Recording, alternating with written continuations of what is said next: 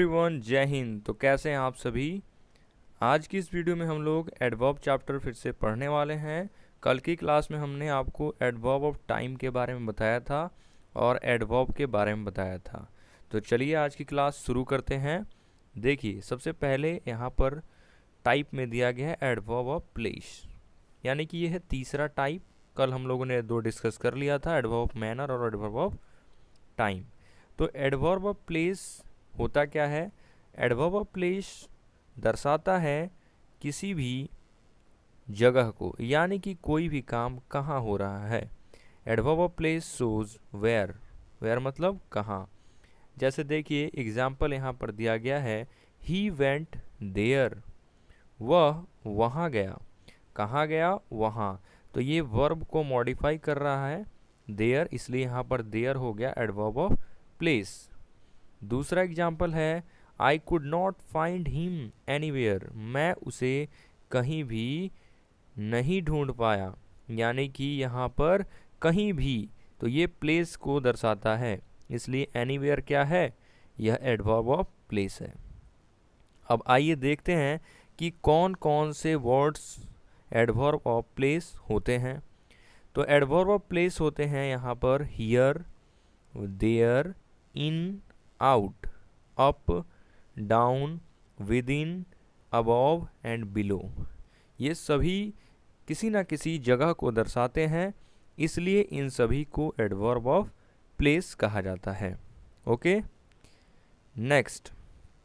तो next type है adverb of frequency, यानी कि यह फ्रीक्वेंसी को दर्शाता है। हाउ ऑफेन, कितनी बार। जैसे यहाँ पर इसका डेफिनेशन है, adverb of frequency shows how often, कितनी बार। और इसके कौन कौन से वर्ड्स हैं जिसे हम डिनोट करते हैं एडवर्ब ऑफ फ्रीक्वेंसी को? Once, twice, thrice, always, never, seldom, often और फ्रीक्वेंटली।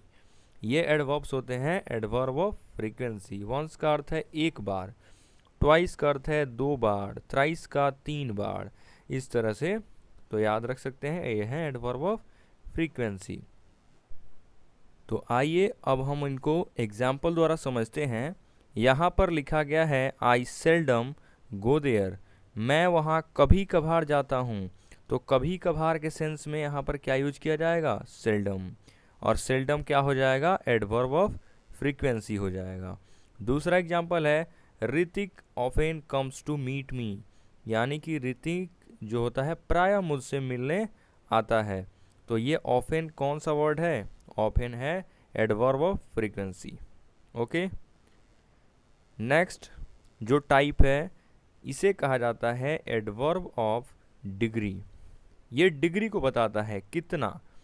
जैसे यहाँ पर लिखा गया है, आप पहचानेंगे इसको हाउ मच लगा करके। Adverb of degree shows how much, कितना।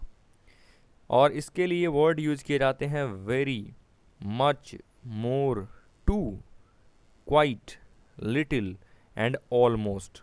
ये सभी किसी भी चीज़ के डिग्री को बताते हैं। तो देखिए यहाँ पर उसके गुण को दर्शाते हैं। He is very good person, अगर मैंने कहा कि वह अच्छा व्यक्ति है, तो ये सिंपल जनरल सेंस में गुड, और ये गुड बताता है किसकी विशेषता? इस पर्सन की, यानी कि ये हो गया एडजेक्टिव। और इस एडजेक्टिव की विशेषता कौन बता रहा है? वेरी, यानी कि बहुत अच्छा। तो इसलिए हो जाएगा he is very good person, और वेरी यहाँ पर हो जाएगा एडजेक्टिव ऑफ डिग्री। दूसरा एग्जाम्पल है, the work is almost complete, यानी कि काम लगभग कंप्लीट या पूरा का पूरा कंप्लीट हो चुका।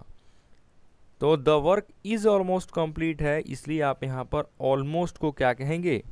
ऑलमोस्ट को कहेंगे आप एडवर्ब ऑफ डिग्री। ओके, तो नेक्स्ट टाइप देखिए 6। तो 6 में यहाँ पर दिया गया है adverb of reason. Adverb of reason क्या होता है? एडवर्ब ऑफ रीजन शो करता है किसी भी चीज़ का कारण। जैसे लिखा गया है, adverb of reason shows why, क्यों। तो इसके लिए वर्ड यूज किए जाते हैं यहाँ पर so, hence, because, therefore, on account of and consequently. ये वर्ड्स दर्शाते हैं एडवर्ब ऑफ रीजन को। जैसे यहाँ पर एग्जाम्पल देखिए, लिखा गया है he couldn't attend the class because he was ill. वह क्लास अटेंड नहीं कर सका क्योंकि वह बीमार था। तो यहाँ पर कारण बताया जा रहा है कि वो क्यों क्लास नहीं अटेंड कर पाया, क्योंकि वो क्या था, बीमार था। तो यहाँ पर क्योंकि जो बीच में वर्ड आ रहा है बिकॉज, ये होता है एडवर्ब ऑफ रीजन। ओके, दूसरा देखिए example, I don't like him since he has cheated मी। यानी कि मैं उसे तब से पसंद नहीं करता हूँ जब से उसने मुझे ठगा है, यानी कि चीट किया है। तो इस तरह से याद रखेंगे, कारण बता रहा है क्यों, क्योंकि उसने उसे ठगा है, चीट किया है। तो सिंस के बाद यहाँ पर ही हैज चीटेड मी है, तो आप इसको इस तरह से रिलेट करके याद रख सकते हैं। नेक्स्ट जो है टाइप, इसे कहते हैं एडवर्ब ऑफ अफर्मेटिव। अफर्मेटिव यानी कि स्वीकारात्मक, एग्रीमेंट को दर्शाता है ये एडवर्ब, और इसके अंतर्गत आते हैं श्योरली, सर्टेनली एंड ट्रूली। ये वर्ड है तीनों, ये एडवर्ब ऑफ अफर्मेटिव होते हैं। जैसे एग्जाम्पल है, he will truly help you, वह तुम्हें तुम्हारी बिल्कुल मदद करेगा, तो he will truly help you होता है। I will surely repay the loan, मैं बिल्कुल अपना लोन चुका दूंगा। तो आई विल श्योरली आया है, इसलिए यहाँ पर श्योरली क्या हो गया, अफर्मेशन को बता रहा है। ओके, नेक्स्ट 8, इसमें लिखा गया है एडवर्ब ऑफ निगेशन। तो एडवर्ब ऑफ निगेशन को हिंदी में निषेधात्मक कहा जाता है, यानी कि नकारात्मक भाव को दर्शाता है, और इससे के अंतर्गत आते हैं नो, नॉट, नेवर। ये तीनों वर्ड्स होते हैं एडवर्ब ऑफ निगेशन। जैसे देखिए, he did not give my pen, उसने मुझे कलम नहीं दिया, या मेरी कलम नहीं दी। तो यहाँ पर डिड नॉट आया है ना, तो नॉट क्या हो गया, यहाँ पर निगेशन को दर्शाता है। She has never cheated anybody, उसने कभी भी किसी को चीट नहीं किया है, ठगा नहीं है। तो किसी को नहीं, तो नेवर मीनिंग निकल रहा है नहीं, तो नेवर हो गया एडवर्ब ऑफ निगेशन।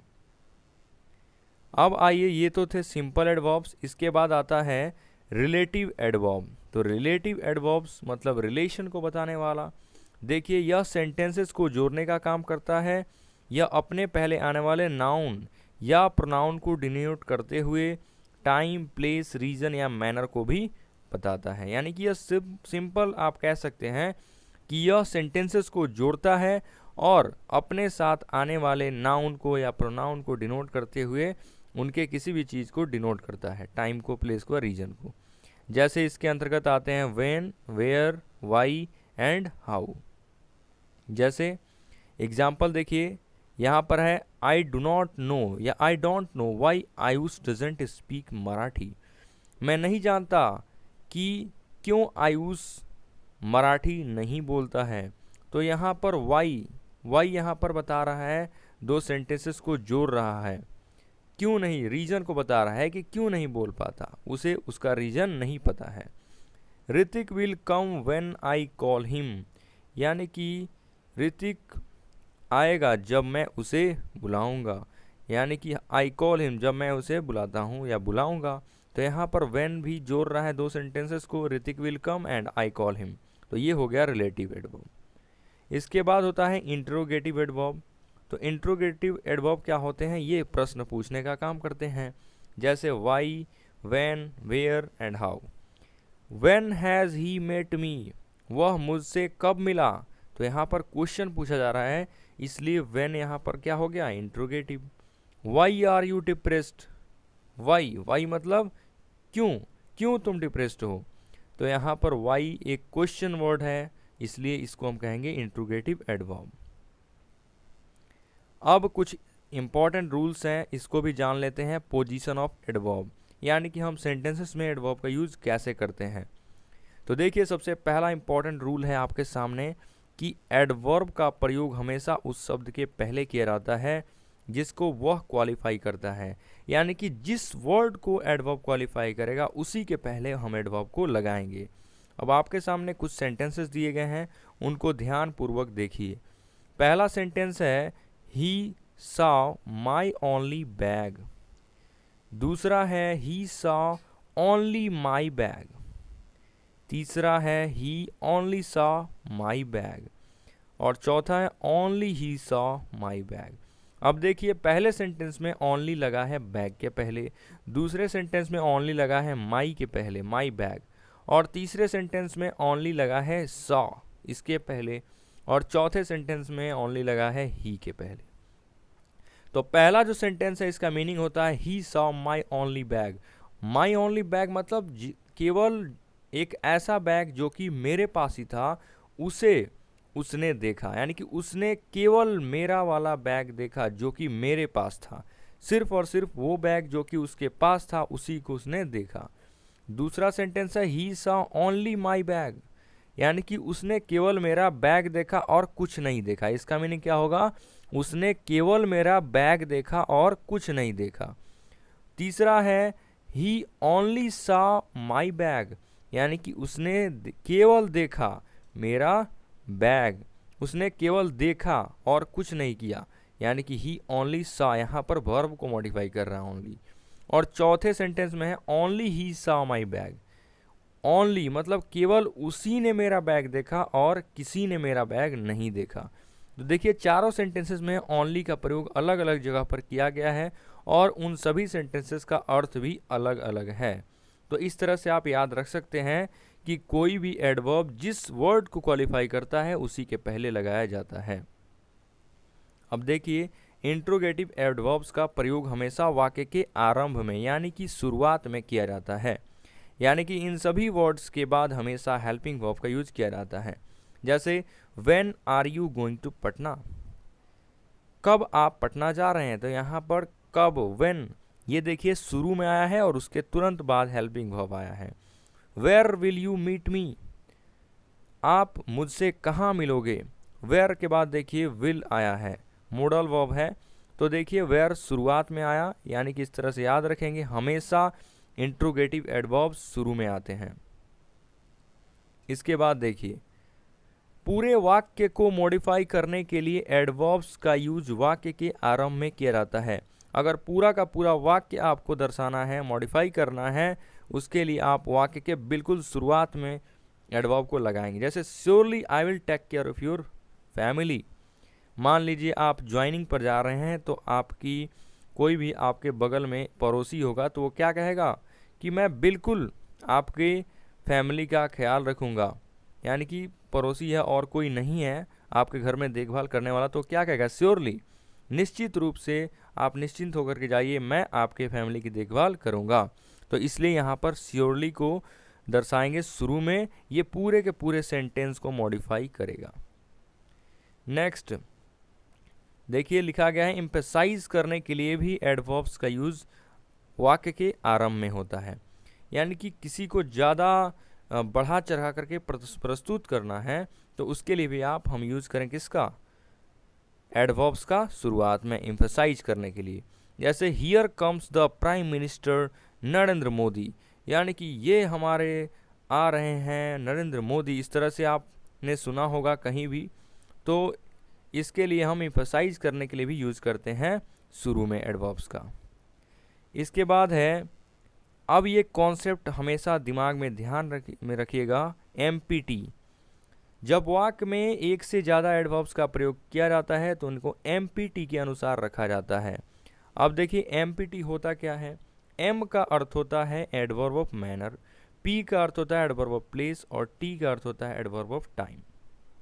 इसको ध्यान रखना है कि हमेशा जो पहले आएगा उसे हम रखेंगे एडवर्ब ऑफ मैनर को, उसके बाद एडवर्ब ऑफ प्लेस को और उसके बाद एडवर्ब ऑफ टाइम। अगर किसी भी सेंटेंस में तीनों के तीनों आते हैं तो पहले मैनर आएगा, फिर प्लेस आएगा, फिर टाइम आएगा। जैसे देखिए यहाँ पर एक क्वेश्चन लिखा गया है, Ranjan solved the numerical yesterday hastily at school. Ranjan ने कल स्कूल में बहुत जल्दी से न्यूमेरिकल को सॉल्व किया। तो देखिए इसमें 3 एडवर्ब हैं, एक है यस्टरडे, एक हैस्टिली और एक है एट स्कूल। तो एट स्कूल देखिए ये प्लेस को दर्शा रहा है, हैस्टिली कैसे किया तो मैनर दर्शा रहा है, यस्टरडे टाइम को बता रहा है। तो यहाँ पर ये कैसे आ गया, पहले तो टाइम आ गया, फिर मैनर और फिर प्लेस, ये उल्टा हो गया। TMP नहीं होता है, क्या होता है MPT। तो इसको कैसे आप रखेंगे, पहले रखेंगे मैनर को, तो रंजन सॉल्व द न्यूमेरिकल हैस्टिली, फिर प्लेस को, एट स्कूल और फिर टाइम को यानी कि यस्टरडे। तो Ranjan solve the numerical hastily at school yesterday. इसको याद रखिएगा, इस पर क्वेश्चंस जरूर आएंगे आपके एग्जाम में। नेक्स्ट यहाँ पर देखिए, नेक्स्ट जो रूल है इसमें लिखा गया है एडवर्ब ऑफ टाइम। और एडवर्ब ऑफ टाइम हमने बताया है कि जो टाइम को दर्शाने वाले एडवर्ब होते हैं, जैसे always, never, ever, often, seldom, sometimes, उन वर्ब्स से पहले प्रयुक्त होते हैं जिनको ये मॉडिफाई करते हैं। यानी कि इनका प्रयोग हम लोग उन वर्ब्स के पहले करते हैं जिन वर्ब्स को ये मॉडिफाई करते हैं। जैसे सी नेवर कम्स हियर, वह यहाँ पर कभी नहीं आता है। तो कम्स आने के सेंस में, कभी नहीं आता है तो आने को मॉडिफाई कर रहा है, इसलिए हम कम्स के पहले लगाएंगे नेवर। दूसरा देखिए, I have seldom gone to Kolkata, मैं कभी कभार कोलकाता जाता हूँ। तो गोन यानी कि गया हूँ, तो गोन क्या हो गया, गोन वर्ब है और इस वर्ब को मॉडिफाई कर रहा है, इसलिए सेल्डम को हम इसके पहले लगाएंगे। ही always speak the truth, next है, तो ऑलवेज देखिए आया है स्पीक के पहले, इसलिए हम इसको हमेशा याद रखेंगे कि कोई भी एडवर्ब ऑफ टाइम होगा उसको हम लोग उस वर्ब के पहले लगाएंगे जिस वर्ब को वो मॉडिफाई करता है। ओके, या सिंपल आप कहेंगे कि इनका प्रयोग हमेशा मेन वर्ब से पहले होता है एडवर्ब ऑफ टाइम का। ओके, ये एकदम सिंपल रूल है, इसको याद रखना है। तो फ्रेंड्स, आज की क्लास आपको कैसी लगी हमें कमेंट करके ज़रूर बताइए, और अगर वीडियो अच्छी लगे तो वीडियो को लाइक कीजिए, दोस्तों को शेयर कीजिए और चैनल को भी सब्सक्राइब कीजिए। मिलते हैं जल्द ही नेक्स्ट वीडियो में। जय हिंद।